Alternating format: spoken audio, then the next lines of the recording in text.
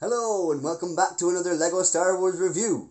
This time I'm here with set 75291, Death Star Final Duel.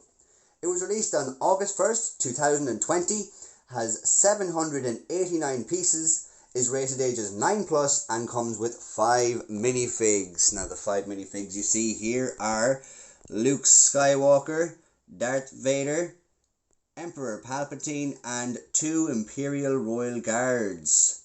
The popular battle of Darth Vader, Luke Skywalker and Emperor Palpatine occurred in the halfway built Death Star 2, which was approximately 460% bigger than the first. Here Luke wields a green lightsaber. It was made green because Lucas thought no one would realise it's actually a different blade, due to the cut scene showing him building a new one following the Bespin duel, where he lost his father's lightsaber and his hand with it. This is actually the only movie where Vader has not force-choked anyone. Luke and Vader join forces momentarily and defeat Palpatine, but Palpatine was only ever referred to as the Emperor in the original trilogy, never Palpatine or Sidious. The Emperor's chair was mechanized, set to turn whenever a scene called for it. However, this often failed and Ian McDiarmid had to shuffle his feet to turn the chair, stopped by a piece of tape on the floor to avoid this shuffle making it into a shot. The blue essence scene when Palpatine dies is the essence of the dark side of the Force, showing how truly powerful he was. Beat up breathing sound Vader made after this was originally meant to be his standard noise. Is it a New Hope when we see him first? But it was kept for this scene. And just a look at the back of the box now. We can see 5 boxes here illustrating all the different play features involved in it. Up here we see a little box saying play it in the LEGO Star Wars The Skywalker Saga. And under that we see find the secret code to unlock a special character. Now we'll just give you a couple of close-ups here. So you can see that box there, nicely illustrated. So I'm assuming that that is in the instruction book, and I'll get to that in a minute. You can see here that the top comes off with the window pane on it. It comes off and reveals a little chamber underneath to store Palpatine's cape and lightning for whenever you're not using it, which is a nice handy feature. No need for them to get lost. You can see there that the stairs flicks up to make Darth Vader look like he's jumping, just like in the scene where he jumps up towards Luke. Moving on from that then, we see that Luke Skywalker is falling off the bridge here because it's been cut, again just like in the scene where it happens. Nice and realistic there, keeping it to it, and also Luke Skywalker being pushed up by the little mechanism made here to jump up. And also then we can see that the set folds in towards each other, probably for storage space or something, but just it's a nice feature to have there. And also then we can see, of course, the set in a little bit of a different light. So now it's time for the review. So starting off with the overview of the set, we can see here that it comes with its 5 minifigures, and each of them come with a weapon. Luke Skywalker comes with his shackles as well, and Emperor Palpatine comes with his Force lightning, which is interesting to see there. You can see that the door opens and closes, and the set opens up like that, which is kind of cool, but we'll get into all of that in a minute. Otherwise, there's nothing else kind of hidden off to the side that comes with the set. So, starting off now with the minifigs. So first off here we have Luke Skywalker in his Jedi attire, and I will say it's a pretty decent minifigure, but it is no different to the one we've seen released in 2020 and we've seen in the last Death Star Duel. Now, you can see a little bit of his chin poking out the back, or is that his smile? No, it's his chin poking out under his hair at the back, but you know, that is kind of neither here nor there, because that does happen quite a lot with the second face. You can see that he has a nice enough torso, good amount of detail kind of gone into there. There's not much you can do with an all black outfit anyway, with essentially only 2 lines down either side. They've done well, but you know, it's not the best figure in the world because there's not really, again, much you can do with it. Just a look at the back print on his head now. Little smile there, that's nice to see. And then not so happy face then, probably when he's taken up in the shackles, but I don't understand why the smile is there, to be honest with you. No leg printing, no belt printing. You can see he's got his black glove on because of his robotic hand. The back printing there is nice enough, not a lot to say. He comes, of course, with his shackles and lightsaber. It's easy enough to put on. You just kind of click it over his arms there, and he's good to go. Also, he can hold the lightsaber at the same time, but he can also hold the lightsaber the same way as anybody else would hold a lightsaber. So that's pretty much all I can say about this minifigure. Again, it's not exactly a really great minifig because there's so much to say about it. It's a decent enough standard print. Moving on now to Darth Vader, who comes with one attachment, which comes with his lightsaber, and the standard enough kind of headpiece, helmet piece for him there. It opens up the same way as it always kind of has. He's there smiling away. Goodo, he doesn't have a back face because he has those kind of extra details there to signify the burnt up, beat up, kind of non-oxygen seeing face and skin there. Very decent if you want to kind of get a close-up there of the face there. It's quite nice, I think. The torso and leg printing is just fantastic. I think all of these little buttons and colours and details are just gorgeous to see there. They really are. And the leg printing is just, it runs so smoothly into it because it also is printed there on the belt and a little bit in the middle belt piece there as well. You can see a bit of printing. They've knocked this one out of the ballpark altogether, to be honest. They've done a really good job. The capes on all of these figures are very soft, kind of silky cloth, not plasticky. They're not going to hold shape once they sit down in somewhere for too long. And the main detail about this minifigure is the printed arms. One thing I will say is this arm looks like it's printed better than this arm, but I'm not quite sure why that is. One kind of seems a little bit blurry, or that it was smudged a little bit. This one is perfect, and it's just really nice to see them adding in that. The more detail they can give these figures, the better, in my opinion. Getting a look onto the back there, there's not a lot you can do with the back, but they have done exactly what they can do, which is nice to see. And just another part, of course, he has the printed arms again. Very, very, very happy with this minifigure. He is stunning, and they have done a bang up job on making this minifigure just perfect, to be honest. Next up, we have Emperor Palpatine, which comes with his 2 Force Lightning hand attachments and his golden hilted lightsaber, which I'm delighted to see in it because I didn't see it anywhere on the box art or anywhere in descriptions or anything like that saying that he had his gold lightsaber. And I had a gold hilt before, but I tried to put the blade in it recently and it just crumbled on me. It didn't crack and it crumbled. So I tried it again with another one, and again it crumbled. I think the colour makes it weak. I've heard things like that do happen in the Lego world, alright, but anyway, getting on to the minifig, it is, again, like Darth Vader, a stunning minifigure because they've kind of made everything roll off very nicely on here through the belt piece printing and the leg printing. I mean, again, they can't really do much like the Luke Skywalker with an all-black kind of look to robes. They can only add a few lines in like that and kind of hope for the best. The colour of Palpatine's skin isn't grey. It's this kind of sickly yellow kind of colour, which is very accurate, more so than the last couple of figures released. The capes, again, are that kind of silky, kind of smooth material. They will be the same on all of the minifigures. The hood is one of the new hood pieces, which is fantastic. I really love this piece because it kind of looks a lot more kind of menacing whenever it's used right, I really do like it, and it looks a lot more detailed as well. I will be kind of getting one of these to make the Grim Reaper out of, because I made the Grim Reaper when I was younger, and he needs a bit of an update, and this will be perfect for it. These hoods are fantastic.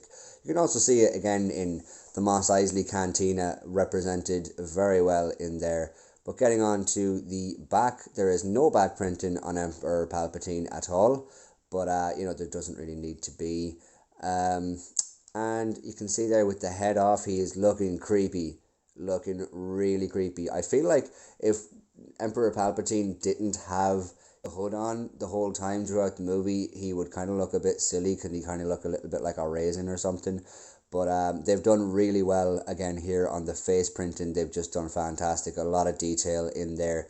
Really makes you feel that he is just all wrinkled and beat up. He has an angry face on the back there for whenever he uses his Force lightning, and whenever he starts to get up off his seat and really do some fighting.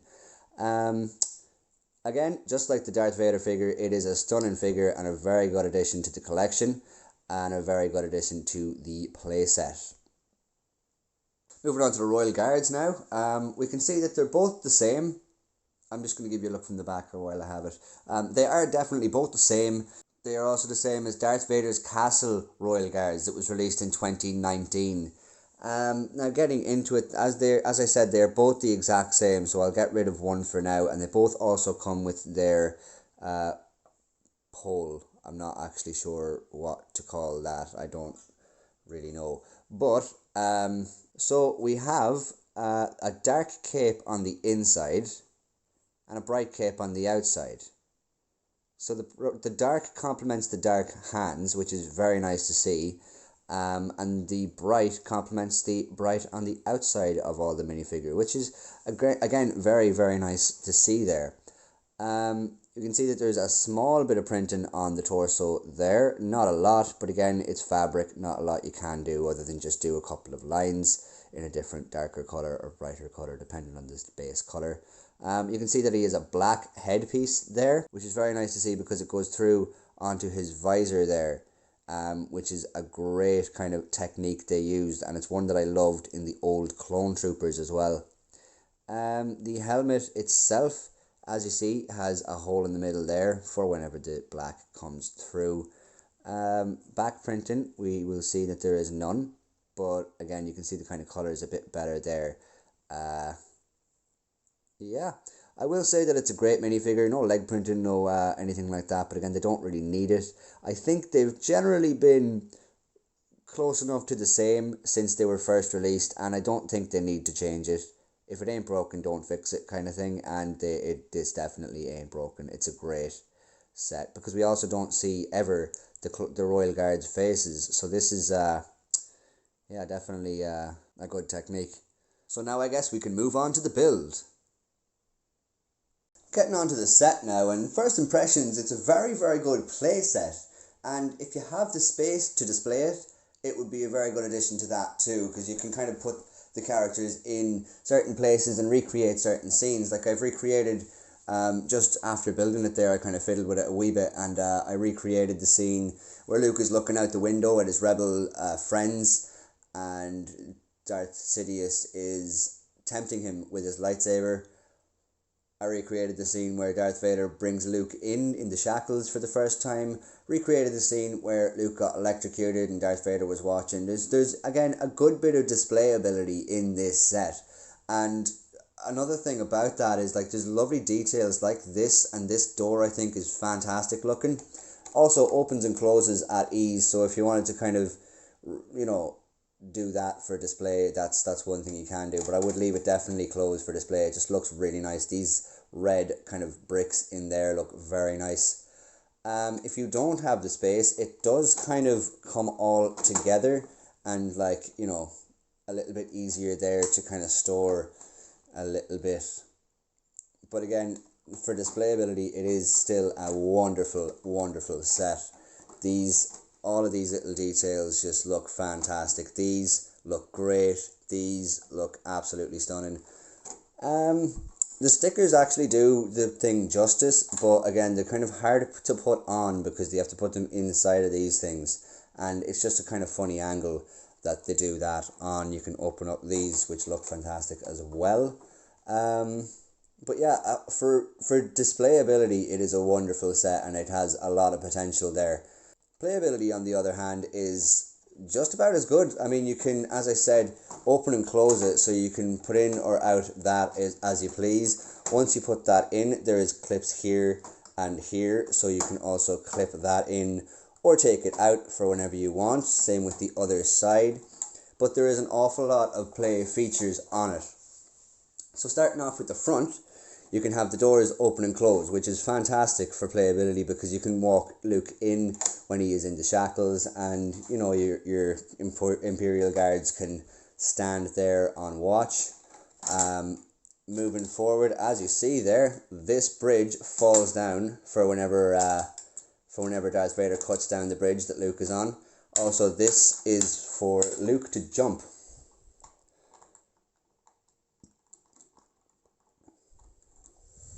So Luke kind of uses that to jump up, and if you get it right, he can land on the bridge. But, you know, it takes a few tries to get it right. Not exactly the most accurate thing, but definitely a decent play feature in it for anybody who does want to play with it. You can see there that the well here, you can pop your figure down into when he does disappear, and he just kind of comes out the bottom hole there, which is kind of really good for playability because you can recreate those really vital scenes. Also, you can break open the stairs here. And of course, you can spin the chair so you can have Palpatine looking one way, and then the guys come in and you can turn the chair around. You can also have these clips on the side so that he can hold on to his lightsaber and Luke's. These details are really nice. They just kind of fill out the place very well. If you want, you can open up these windows, pretend that someone, I don't know, broke them or opened them up and escaped through them or something. I don't know, it's up to yourself. It's all about imagination, really. Kind of closing it up now for 1 second.